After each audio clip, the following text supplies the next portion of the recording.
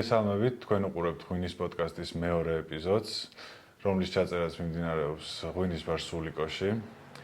დღეს გადავწყვიტეთ, რომ სტუმრად მოგვეწვია ირაკლი მგალობლიშვილი, ღვინის იმპორტიორი საქართველოში. იქედან გამომდინარე, რომ საკმაოდ დიდი ზრდა არის, დაახლოებით 40%-იანი წინა წელთან შედარებით იმპორტის და საერთოდაც ისტორიულ მაქსიმუმზე არის იმპორტირებული ღვინოების რაოდენობა საქართველოში.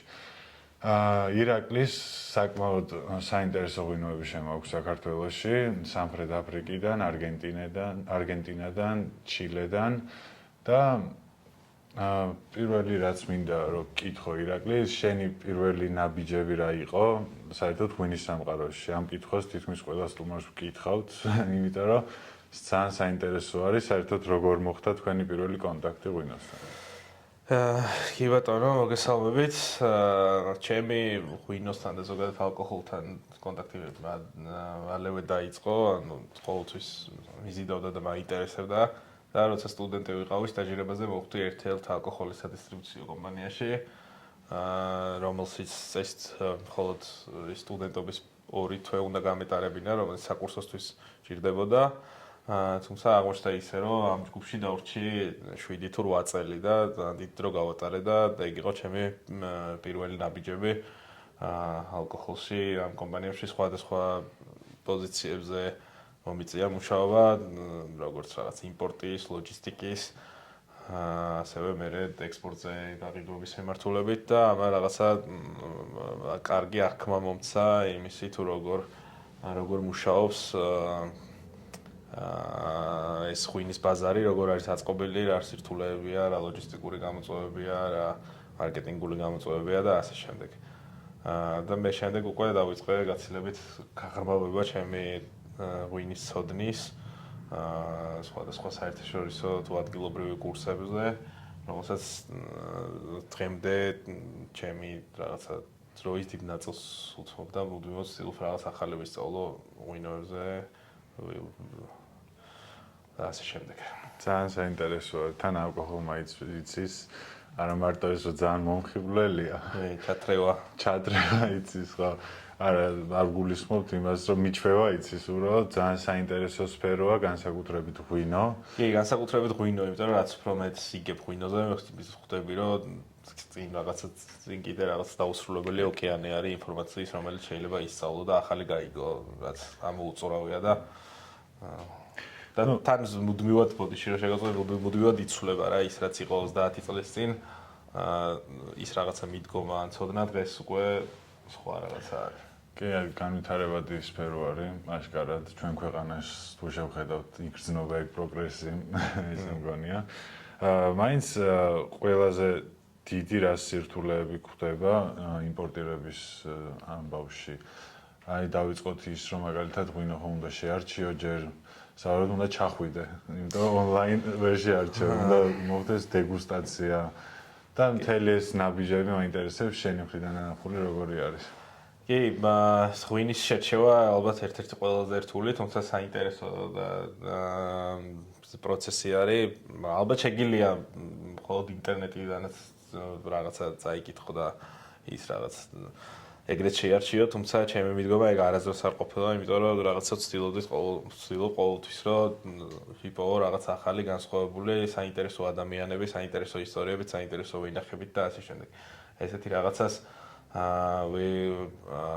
ვერ პოულობ ესე უბრალოდ ინტერნეტიდან და ასე შემდეგ. ვერ პოულობ ასევე ძალიან ხშირად რაღაც დიდ საერთაშორისო გამოფენებზეც, იმიტომ რომ რაღაცა ისეთ მცირე მწარმოებლები ხშირად ამის საშუალება არ აქვთ რომ მიიღონ. ამიტომ შესაბამისად შენ გიწევს ადგილზე მოძებნა, ადგილზე ესაუბრო სომელიებს, ბარის ფლობელებს, მეღვინეებს, სხვას და ასე შემდეგ და ამ რაღაც ინფორმაციის გაცვლის პერიოდში აღმოაჩინა ეს ისინი დაუმეგობრდე და ასე შემდეგ. ჩემთვის ღვინის ხარისხის გარდა მნიშვნელოვანია კიდე ის ადამიანები, ვინც დგანან ამ ღვინის უკან და ყოველთვის ვცდილობ, რომ ისეთ ადამიანებთან დავიწყო თანამშრომლობა, რომელსაც აქვთ რაღაც ოცნებები, რაღაც იდეები, რომლებიც ჩემთან ახლოსაა და ეს მათი იდეები და ოცნებებიც გავაცნო საქართველოს და არა მხოლოდ ღვინო შესაბამისად ისეთი ადამიანებისგან ყიდულობ ღვინოს, ვისთანაც მეგობრობაც სიამოვნებს. კი. მე რაც მაინტერესებს ეხა შენ ახსენე ადამიანები შესაბამისად ღვინის ხასიათი წინა გადაცემაში ჩვენ ვისაუბრეთ მამუკა ყავდა კიკვაზე რომ ღვინოს აქვს მეღვინის ხასიათი. ამ დასკვნამდე მივედი და შესაბამისად ძალიან მნიშვნელოვანია და მარკეტინგულადაც თუ შენ გინდა ბაზარზე შემოხვიდე იმპორტირებული ღვინით, სადაც ძირითადი ბაზარი გაჯერებული არის ქართული ტრადიციული ღვინით, სავარაუდოდ დაგჭირდება ისეთი რაღაც, რითაც შეფუთავ შენს ღვინოს და სავარაუდოდ საინტერესო ადამიანები თავისი ისტორიებით და საინტერესო წარსულით მეღვინეობაში საკმაოდ კარგად გამოდგება მარკეტინგშიც. კი, ადამიანი და ბუნება არის ეს რაღაცა ორი მთავარი ფაქტორი, რომელიც განსაზღვრავს ამ ღვინოს შემდეგ უკვე ეს რაღაც დანარჩენი მერე უკვე შემოდის უკვე დანარჩენი სირთულეები, ეს ეტიკეტი იქნება, ბრენდი იქნება, ლოჯისტიკა იქნება თუ ასე შემდეგ. იმიტომ რომ რაღაცა განსაკუთრებული ღვინოები ხანდახან ძალიან უცნობელ ადგილებში არის, რაღაც ტერიტორიულად, მაგალითად ისეთი როგორც ეს ორი ღვინოა, რომელზეც მე შედარებით დაწვრილებით ვისაუბრებს. აუცილებლად. რამდენად რთული არის იმპორტირებული ღვინისთვის ჩვენ ბაზარზე დაიმკვიდროს თავი? საკმაოდ რთული არის მე იმპორტის ესე აქტიურად და რაღაცა მასშტაბურად დავიწყე პანდემიის პერიოდში. როდესაც ხო ალბათ პანდემია იყო ერთ-ერთი ბიძგი, რამაც წაახალისა რამაც წაახალისა იმპორტული ღვინო, იმიტომ რომ ჩვენ ყველას გვიყვარს სხვა ადგილებში მოგზაურობა ევროპაში და რაღაცა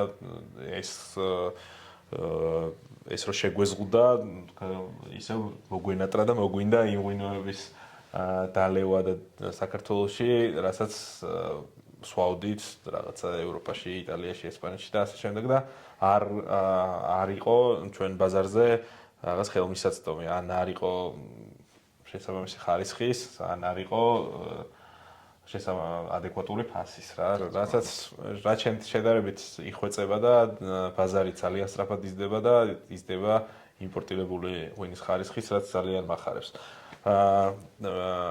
მე დაახლოებით როცა ვიწყებდი, მე არ დავიწყე ბაზრის ისე ყურება, რომ ეხა აქ არაფერი არ არის და რაც გვინდა შეგვიძლია შემოვიტანოთ. მე მივდექი ისე, რომ წარმოვიდგინე, რომ ეს არის უკვე განვითარებული ბაზარი და რაღაც რომელიმე განვითარებულ ბაზარზე რაღაც უკვე ყველაფერი არის.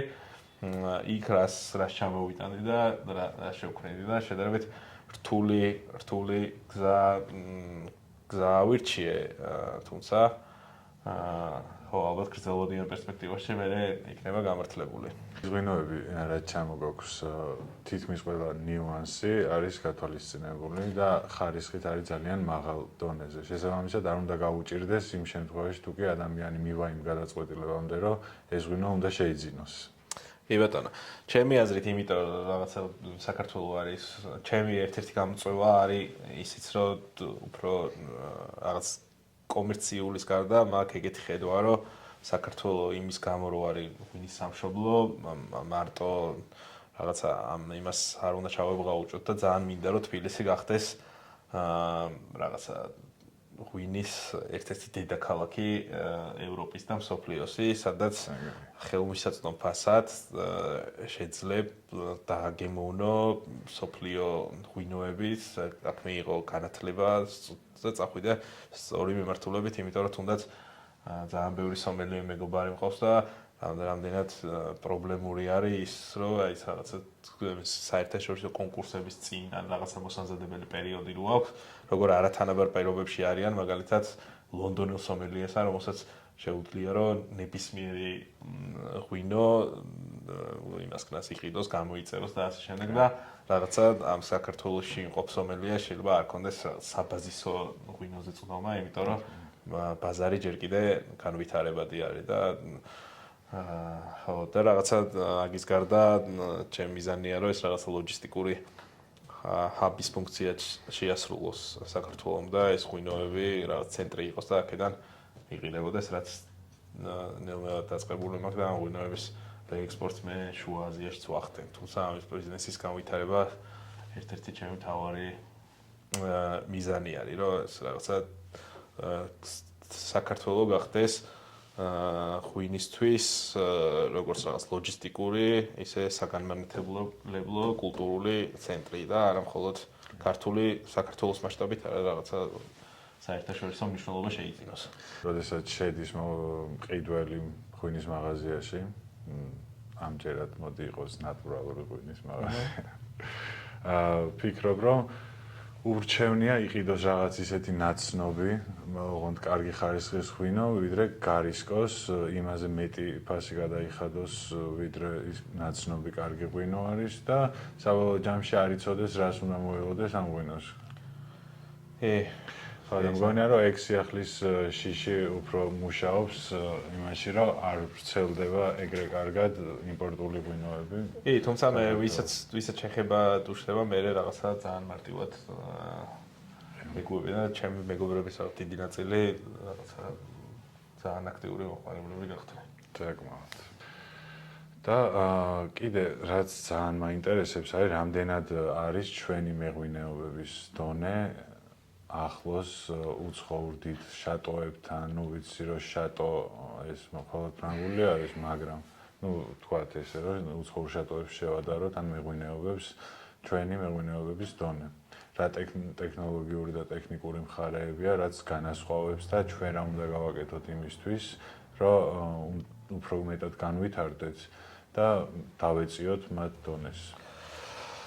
ხო, აი ძალიან უცნაური ის არის, რომ რაღაცა მცირე პერიოდში ისეთი წარმატებების მიღწევა არის შესაძლებელი, რომ ხო, ცოტა გულისწყდება, რა ჩემი აზრით შეგვიძლია რომ გაცილებით უფრო განვითარებულები ვიყოთ.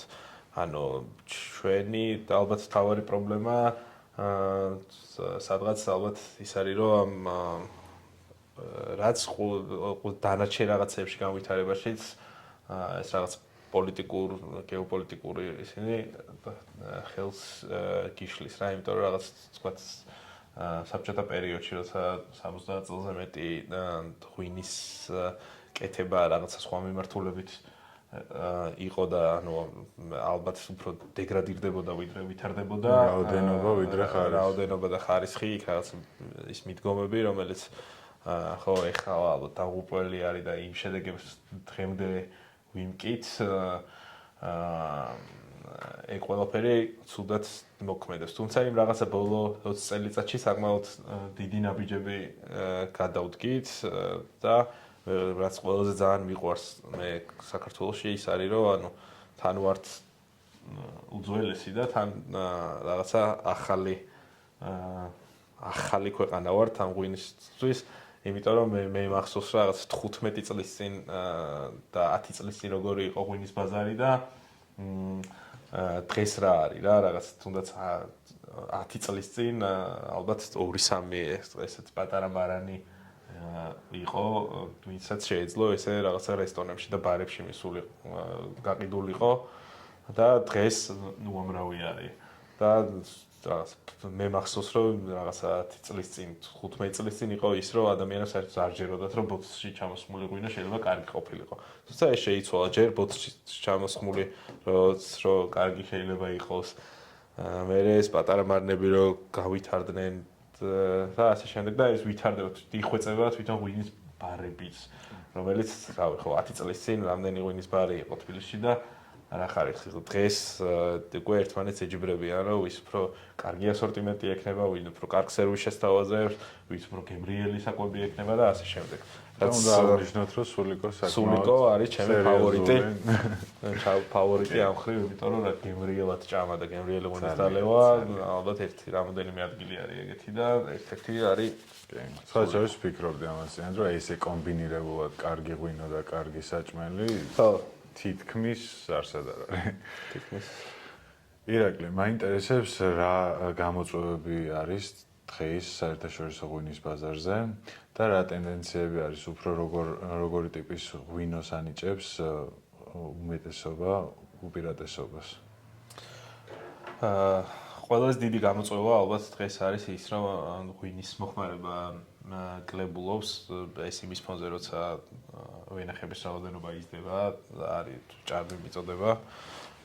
თუმცა რაღაც შეიჩნევა ტენდენცია, რომ ახალგაზრდა თაობაში ღვინოს ნაკლებად მოიხმარენ, ამას შეიძლება რამოდენიმე მიზეზი ქონდეს. ერთი ალბათ ის ინფლაცია არის, ღვინო სამწუხაროდ უფრო და უფრო ძვირდება. მეორე ალბათ ის, რომ უფრო და უფრო მეტი ადამიანი მისდევს ჩართულ ცხოვრებას, რაც ძალიან კარგია და ხო რაღაცა ეს და ახალ თაობას და ღვინოს შორის რაღაცა ეს წყვეტა ხდება. თუმცა ალბათ იმედია ეს პრობლემა მალე გაიზრდება და გაიზრდებიან და დაიწყებენ დალევას. ძალიან დიდი ტრენდი არის არაალკოჰოლური ღვინოც, რომელიც ერთ-ერთი ყველაზე მზარდი კატეგორიაა ახლა. და კიდე გლობალური ტრენდებიდან ის, რომ რა წითელ ღვინოზე იკლებს მოთხოვნა და უფრო მეტად გადადიან თეთრზე. ან თუ წითელზე გადადიან ესე შედარებით თხელ პინო ნუარი, ბოჟოლეს ან რაღაც ქაოსი ტიპის იმაზე, ვიდრე ეს რაღაც ხეულიანი წითლები, რომელიც ტრენდი იყო დღეს უფრო მარტივად დასალევია მეგობრებო. სახელმწიფოს როლზე მინდა გკითხო, რა როლი აქვს იმპორტში? არის თუ არა რაიმე ისეთი ხელოვნური ბარიერი, რასაც გიქმნით იმისთვის, რომ ადგილობრივი ღვინო იყოს უფრო ძლიერად ჩვენს ბაზარზე? არა, საბედნიეროდ არანაირი ბარიერი არ არსებობს. ქვეყანა როგორც არის რაღაც გახსნილი ეკონომიკა და თავისუფალი, შესაბამისად არანაირი დამატებითი ტარიფები და არათანაბარი პირობები არ არის, რაც ჩემს ძალიან კარგია, იმიტომ რომ ჩანსახი კონკურენცია ყოველთვის ყველასთვის უკეთესია და ჩანსახი კონკურენციის პირობებში გაიზრდება როგორც ქართული, ისე იმპორტირებული ღვინის ხარისხი. ცოტა რეკლამასავით გამოვა, მაგრამ მაინტერესებს შენთვის რამდენიმე ქართული მეღვინეობა, რომელზეც იტყოდი თავისუფლად, რომ ეს მეღვინეობები თავისუფლად უწევენ კონკურენციას საერთაშორისო აღიარებულ ღვინოებს. ეს რაღაცა ის არის რთული ის არის, იმიტომ რომ რაღაც ყველა ღვინოს რაღაც თავის კატეგორია აქვს და რაღაც იმ კატეგორიაში ყველას რაღაც თავისი ადგილი აქვს. ამიტომ ეს რაღაცა კონკრეტული გამოყოფა გამიჭირდება, თან არ მინდა ვიღაცას აწეს. ან ყველა ჩვენი ის არის რა. ჩვენები არიან და ოკეი, ძალიან კაი. და მაინც კითხავ მარკეტინგთან დაკავშირებით, როგორ შეიძლება ჩვენ შევფუთოთ ქართული ღვინო ისე, რომ იყოს მიმზიდველი საერთაშორისო ბაზრისთვის. თუნდაც ის ეტიკეტი იქნება, ხარისხზე არ ვსაუბრობ, რა თქმა უნდა, ეს ხარისხი უნდა იყოს აბსოლუტურად კარგი. რა შეიძლება გავაკეთოთ, რომ ეს ჩვენი ღვინო გახდეს უფრო მოთხოვნადი საერთაშორისო ბაზარზე? საერთაშორისო ბაზარზე მოთხოვნადოდი რომ გახდე, იმისთვის ალბათ ეს რაღაცა კომპლექსური ის არის, რა მარტო ეტიკეტი ის მარკეტინგთანივით ვერ მოხილავ, ეს რაღაცა ჯაჭვური ის არის რა, ანუ ღვინო არ არის მარტო ეტიკეტი, ფასი და ასე შემდეგ, იქ რაღაც კიდე ინფორმაციას, კულტურას, ასე შემდეგ მიმულია სამზარეულოზე და ასე შემდეგ ტურიზმზე. რაც უფრო ახლოს არის ეს ქვეყანა შენთვის და რაც უფრო მეტი იცი და გიყვარს და გიმოგზაურია, მით უფრო მარტივია მე შენ მიიღო ეს ღვინო და ალბათ რაღაც ზოგადი ქვეყნის ცნობადობის ამაღლება გარკვეული ჯიშების წინ წამოწევა შეიძლება იყოს ერთი გზა. ხო და ზოგადად ხო რაღაც ხარისხი და ასე შემდეგ სწორი ფოკუსირება იმ ადამიანებზე და იმ ადგილებზე, საიდანაც შეიძლება რომ ეს ინფორმაცია გავრცელდეს რა, იმიტომ რომ რაღაც ბევრ საერთაშორისო დონის სომელიეს და ასე შემდეგ ჯერ კიდევ საკმაოდ მწირი ინფორმაცია აქვს ქართულ ღვინოზე და ეს რაღაცა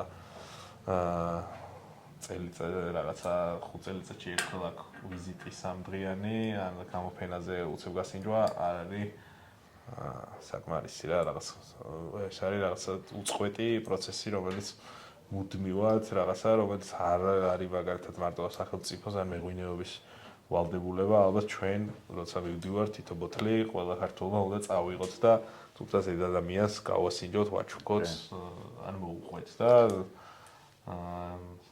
ეს რაღაცა ნაბიჯ გაიზრდება. აბსოლუტურად. მაინტერესებს შენ რას ფიქრობ, უნდა აყვეს თუ არა ქართული მეღვინეობები იმ საერთაშორისო ტრენდს, რომ უფრო მარტივი, იზი ღვინო შევთავაზოთ, უფრო თხელი. აი ჩვენი მთავარი ჯიში კახური ხო არის საფერავი. უნდა დარჩეს თუ არა ეგრე როგორც უნდა იყოს თუ უნდა ვეცადოთ რომ უფრო წინ წამოვწიოთ ის რაც საერთაშორისო ესეც რაღაცა ინდივიდუალური არის რა ანუ ვერ მოვწყოთ ყველა ადამიანს რომ ერთნაირი ვარცხნილობა ქონდეს რა შესაბამისად იგივე არის რომ ყველას თავის ხელწერა უნდა ქონდეს ვიღაცა აირჩევს იმ გზას რომ რაზეც არის მოთხოვნა ვიღაცა აირჩევს და დაამკვიდრებს რაღაც თავის გზას და შექმნის ის ადამიანები რომელიც ირჩევენ თავის გზას არის უფრო მეტი რისკი, არის უფრო დიდი ენერგია, უფრო მეტი ფეილის რისკი, თუმცა ვინც ამას შექმნის და არჩევს აირჩევს ამ გზას და მიყვება და სტაბილურად არის, იმას ააქმერა ეს მოკლე გზა ხშირად მოკლე და იოლი გზა ხშირად არ მიყვანს გრძელვადიან პერსპექტივამდე რა. ირაკლი, შენი აზრით რა არის ქართული ღვინის ნიშა, რაც გამოარჩევს ჩვენს ღვინოს სხვა ნებისმიერი ქვეყნის ღვინისგან? გამოარჩევს თუ ალბათ ნიშა ის რაც უნდა ავირჩიოთ, ხო? ჩემი აზრით ალბათ უნდა ვეცადოთ მაქსიმალურად, რომ რაღაც გავზარდოთ საშუალო ბოთლის ფასი, რაც ერთ-ერთი ყველაზე დაბალი გვაქვს ახლა.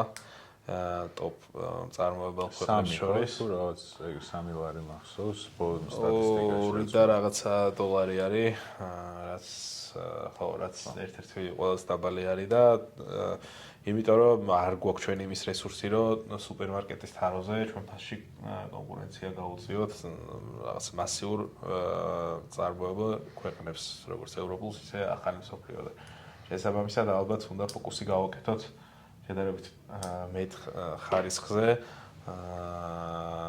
და რაღაცა როგორმე უნდა გამოვიდეთ ამ ემიდან, იმიტომ რომ ეს ნიშა ძალიან გვაზიანებს რა განსაკუთრებით ეს ამას ყველაზე მეტად გრძნობ ხოლმე აღმოსავლეთ ევროპის და პოსტსაბჭოთა ქვეყნებში, სადაც რაოდენობრივი გაყიდვებით ძალიან ის არის და ყველა სუპერმარკეტში ნახავ ქართულ ღვინოს თუმცა რესტორნებში უკვე გაგიჭირდება ამის პოვნა და ეს ხარისხს ეძებენ უფრო. არა, ანუ ხალხის აღქმაში ჩამოყალიბდა რომ ქართული ღვინო არის ნახევრადწრიული სუპერმარკეტის დონე, საიდანაც გამოსვლა რაღაცა ჭაობივით არის და ძალიან რთული არის და ამის შეცვლა იქნებოდა ძალიან კარგი. თუმცა ისევ რა მივდივართ იმ რაღაცა თხელობამდე და ძალიან რთული ბიზნესი არის ღვინო და ძალიან კარგად მისმის ამ გადაწყვეტილებას როგორც იღებენ ეს ბიზნესმენი იქნებოდი რომელიც შედარებით დიდ წარმოებას ფლობს თუ გლეხი, როდესაც ყავს კლიენტი და რაღაცას გთხოვს შენ ამ მოთხოვნას უკმაყოფილებ თუნდაც იმიტომ რომ მეორე წლის მოსავალი მიიღო სამწუხაროდ ფინანსურად ძალიან ფინანსურად მომგებიანი რამოდენიმე ის არის რა კომპანია საქართველოში. შენ გაქვს ძალიან საინტერესო ორი ღვინო მოტანილი აქ. ერთი არის ჩილედან და ერთი არის არგენტინიდან. კი ბატონო. თან გავსინჯოთ და თან კითხავ როგორ არჩევ სადეგუსტაციო, უბრალოდ როგორ არჩევ საიმპორტოდ ღვინოს.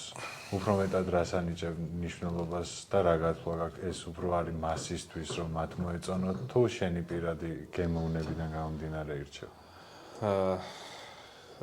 კარგი კითხვაა. ძირითადად ჩემი პირადი გემოვნებით ვირჩევ ხოლმე. თუმცა რაღაც რისკებს და ბაზრის ტენდენციებს ყოველთვის ვცდილობ რომ გავითვალისწინო.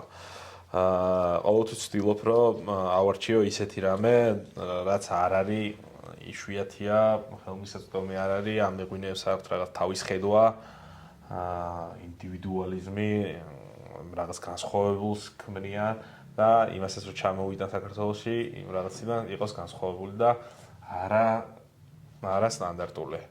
ხო, რაც საკმაოდ რთული და რისკიანი პროცესია, თუმცა ხშირ შემთხვევაში ამართლებს ხოლმე. ჩვენ დღეს გავსინჯავთ ორ ღვინოს. პირველი რასაც გავსინჯავთ არის კოპა, ესეთი წარმოებელი ჩილედან როდრიგო კონჩა, ახალგაზრდა მეღვინე, ახალგაზრდა თუმცა ძალიან გამოცდილი, რომელსაც საკუთარი პროექტი დაიწყო რამდენიმე წლის წინ და ფოკუსირებული არის ძველი ვენახის ღვინოებზე, რომელიც საკმაოდ ბევრი არის რეგიონში იტატა არის სამხრეთ ჩილეს რეგიონი, რომელიც დღესდღეობით რაღაც რენესანსის პერიოდი აქვს რა. არ არის საკმაოდ რთული კლიმატური პირობები არის იტატაში, ამიტომ ბევრმა მეღვინემ დატოვა და გადავიდა უფრო რაღაც ცენტრალ ველიზე, ისეთ ადგილს, სადაც უფრო ფართო შეგიძლია მასიური წარმოებები აკეთო. იტატაში არ არის დიდი მასივები ვენახების და ასე შემდეგ და შესაბამისად ეს პატარ-პატარა წარმოებლები არიან ძირითადად. უფრო საინტერესოს ხდის ეგ. უფრო საინტერესოს ხდის და საინტერესო არის ის კიდე რომ ეს ვენახები არის როგორც თქვი ეს კონკრეტული ვენახი 120 წლის ვენახიდან არის ორიგინალ საძირეზე, ანუ პრეფილოქსერა მდე ეგეთი ბუშ ვაინი არის, რომელსაც ერთად რაღაც ბუჩქად გაშენებული, რომელიც რაღაც პერიოდი გაველურებული და მიტოვებული იყო და შემდეგ აღადგინეს ისევ. სულ რაღაც 20 კილომეტრში არის ატლანტის ოკეანიდან და ესეც რაღაც გავლენას ახდენს ამ ღვინოზე, ყველაფერი არის რაღაც ურწყავი. ბიოდინამიკა არ არის, თუმცა არის low minimal intervention-ი, ეგეც ტერმინს უფრო იყენებენ თვითონ ვიდრე ნატურალურს, ხო? ყოველგვარი საფუარის მინიმალური გოგირდით და ყველანაირი სხვა ქიმინატების ჩარევით. ხო რა, ეს რაღაცა 120 წლის ვენახი რაღაც ძალიან საძლევს კომპლექსურობას. ჩემი აზრით და ძალიან საინტერესო და რაღაც ხასიათიანი ის არის განსხვავდება გემოვნური თვისებებით არ გავს. სემიონი არც ისე გავრცელებული ჯიში არის ჩილეში სხვათა შორის. და ეს მეღვინეობა როცა მე აღმოვაჩინე, გავიცანე ეს ბიჭები 2022 წელს მე მგონი და მაშინვე მივხვდი რომ ეს ღვინო უნდა ჩამომეტანა და მე ვიყავი მე მგონი ერთ-ერთი პირველი თუ პირველი არა ევროპული ბაზარი ვინც ეს ღვინო ჩამოიტანა. თუმცა ამ ბოლო 1-2 წელი არის ბევრმა შეამჩნია და მათ შორის საერთაშორისო კრიტიკოსებმა და ჩილეში ყველაზე ავტორიტეტულმა იმან საუკეთესო ჩილეს სემიონად აღიარეს და ასე შემდეგ სხვა საერთაშორისო კრიტიკოსებმაც ძალიან მაღალი. თავის მხრივ ძალიან საინტერესო იქნება ეგ აღმოჩენის პროცესიც, რომ უნდა იარო, იმოგზაურო, ვიღაცები გაიცნო, ვიღაცებში საინტერესო ადამიანები ამოარჩიო და საინტერესო ღვინოები. ძალიან საინტერესო ის არის, ოღონდ ხო სანამ ამას ანუ ბრმაციარული ესე არ არის, მანამდე რაღაც ძალიან ბევრი რაღაც უნდა წაიკითხო, რომ მე როცა მიხვალ უკვე გასასინჯად ზუსტად იცოდე რა გაინტერესებს და ზუსტად იმას ხნა რა. ხო ასე რომ რაღაცა აი ამ პერიოდში ძალიან ბევრს ვკითხულობ ღვინოებზე, განსაკუთრებით ამ სამ ქვეყანაზე, რომელზეც ფოკუსი მაქვს, სამხრეთ აფრიკა, ჩილე, არგენტინაზე. რამდენიმე წიგნს წავიკითხე, მუდმივად ვკითხულობ რაღაცა კრიტიკოსების რევიუებს და ასე შემდეგ და ასე შემდეგ და ძალიან რომ და ძალიან სასიამოვნო. ესეთი მარგალიტები აღმოვაჩინა. გაგვიმარჯოს. ხო, ჩემი აზრით თუ ჩამოგაქ ღვინო საქართველოში რაღაც ისეთი განსაკუთრებული უნდა ჩამოიტანო, რომელიც ის არის და ეს კონკრეტული მე რაც გამისინჯებს ქართული ღვინოები არც ერთს არ გავს აბსოლუტურად. განსხვავებულია. ნუ მაინც სულ 1250 ბოთლი არის ეს ღვინო ნაწარმოები და წელიწადში და ერთი გამოყოფილია ხოლმე საქართველოს. ძალიან მაგარია. ნუ საბოლოო ჯამში ძალიან კარგ საქმეს აკეთებ. იმით რომ აცნობ უცხო კულტურის ღვინოებს, ქართველებს შენ კითხვი უკვე და ანუ ამის მთავარი მიზანი მგონია რომ გაიზარდოს კონკურენცია და შესაბამისად ამით ჩვენი ღვინო წამოვა კიდე წინ. კი, რა თქმა უნდა რა, იმიტომ რომ თამასას წევ, ანუ მე ქართველი მეღვინისთვისაც არ ხდება თამასა, მხოლოდ ის რაღაც თავის მეზობელი იმის სოფლიდან რა და თამასა იწევა და რავი, უნდა იმიტომ რომ გლობალიზაცია არის, ანუ 21 საუკუნე არის და ყველაფერი რამდენად რთულიც არ უნდა იყოს, ამ იტატადან და რიო-ნეგროდან და რაღაცა მიუღწეველი ძალიან შორი ადგილებიდან ღვინო ასე თუ ისე ხვდება აქ და შესაბამისად ყველას კონკურენტია რაღაც ეტაპზე და უნდა შეგეძლოს რომ იყოს კონკურენტუნარი, რაც უფრო კონკურენტუნარიანია. აი, ძალიან კარგია. ოკეი. აი, ბოლოს მინდა რომ შევაჯამოთ შენი საქმიანობა. თავისი დადებითი მხარეებით, უარყოფითი მხარეებით, სირთულეებით და გითხრა რამდენად ღირს იყო ღვინის იმპორტიორი საქართველოში. ჩემი აზრით ღვინის ბიზნესის არც ერთ ეტაპზე არ უნდა იყო თუ შენთვის ეს მხოლოდ კომერცია არის, იმიტომ რომ ურთულესი არის ანუ მე როგორც წარმოებლის კუთხიდანაც მაქვს ნახი როგორც იმპორტიორის, როგორც დისტრიბუტორის და ასე შემდეგ და არის ურთულესი ბიზნესი დებ უამრავ ენერგიას, უამრავ ფულს და შედეგს ნახულობ ან ძალიან გვიან, ან შეიძლება ვერც ჩემთვის მე ძალიან ბედნიერი ვარ რომ ეს ბიზნესი დავიწყე, რომელიც ჩემთვის რაღაც ჰობი უფრო არის ვიდრე ბიზნესი და ესე ვთქვათ ყველაზე კაი კომბინაცია. ფინანსურზე მეტად ვაქვს აი ეს რაღაცა სულიერი სიამოვნება, იმიტომ რომ ღვინის წყალობით მე მთელ სოფლიოში გავიცანი უამრავი ძალიან საინტერესო ადამიანი, რაღაცა მაძლევს მოგზაურობის საშუალებას, მაძლევს იმის საშუალება, რომ ქვეყანებზე გავიგო უფრო მეტი, ვიდრე რაღაცა, ანუ ღვინით იცნობ კულტურას რა, ჩემთვის ეგ გახდა გასაღები, რომ გამეცნო კულტურა, იმიტომ რომ რავი, ჩილეზე რო დავე, იტატაზე ალბათ არასდროს არ მოგინდებოდა არც გამეგო არაფერი და მე იქ რაღაცა უამრავი თავისებურება და კულტურული სხვაობა, რაც ამოუწურავი არის და ესეთი უამრავი რეგიონი არის. მეორე ღვინოდაც ცოტა საველობარაკებ და მე ესპანური იცით რომელიმე? კი, amigos. 55 იცი რა ნიშნავს? ჩიტა გვრიტა. კარგი, შემდეგი ღვინო, როგორც იცით, არის არგენტინიდან. შემდეგი ღვინო არის არგენტინიდან, ესეთი რეგიონიდან, პატაგონია და პატაგონიაში არის ეგეთი პატარა რეგიონი, რომელსაც ქვია რიო-ნეგრო, დინარე არის ეგეთი რიო-ნეგრო და იმის სანაპიროზე გაშენებული. ეს რაღაც პატაგონია არის ყველაფრისგან მოშორებული ადგილი. რაც საკმაოდ რთულს ხდის ამ ღვინის აქ ჩამოტანას, რაც მე ამის ჩამოტანაზე ვიწვალე და რახლა ლოჯისტიკური გამოწვევები მქონდა, მაგაზე აღარ ვუყვები. მოვყვები თვითონ დავკონცენტრირდები ამ ღვინოზე, რომელიც განსხვავებით კოპასგან სოფლიოში საკმაოდ ცნობილი არის და ერთ-ერთ საუკეთესო პინო ნუარად ითვლება ბურგუნდიის საფრანგეთის გარეთ. არის ბიოდინამიური წარმოებელი.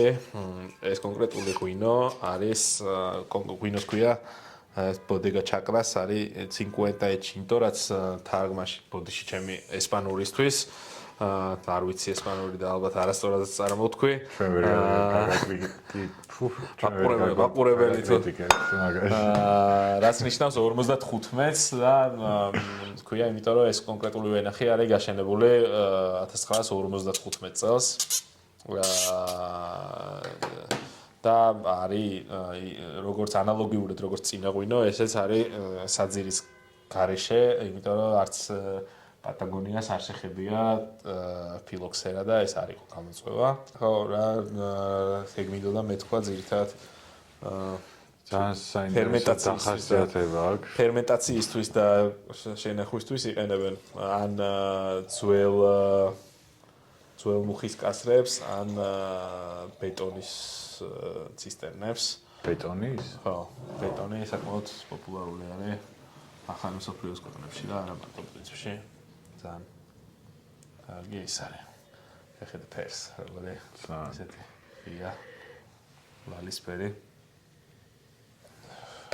და ხო რა, ანუ ეს არის ის, რასაც ყველანაირი ჩარების გარეშე რომ რაღაცა სიხალასეს და სისუფთავეს და ყველანაირად ბუნებრივ. ელეგანტურობას აღწევენ. ძალიან კაი ფერი აქვს. ძალიან მცირე რაოდენობით მაქვს ეს ღვინო ჩამოწანილი, იმიტომ რომ ძალიან ლიმიტირებული ის არის და სულ 20 რაღაც ბოთლი არის, ასე რომ ვინმეს რამე თუ უნდა სასწრაფოდ უნდა გაგვაგებინონ. ოკეი. თან საკმაოდ მინერალურიც არის ყველაფერი. საკმაოდ მინერალური არის თხელი, ძალიან ისეთი წითელი ხილის წონები. მე არ მესმის ჯენზის როგორ შეიძლება არ მოწონდეს ეს.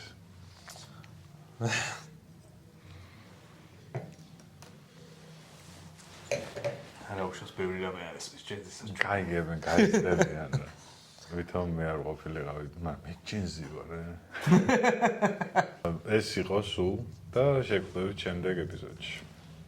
მადლობა.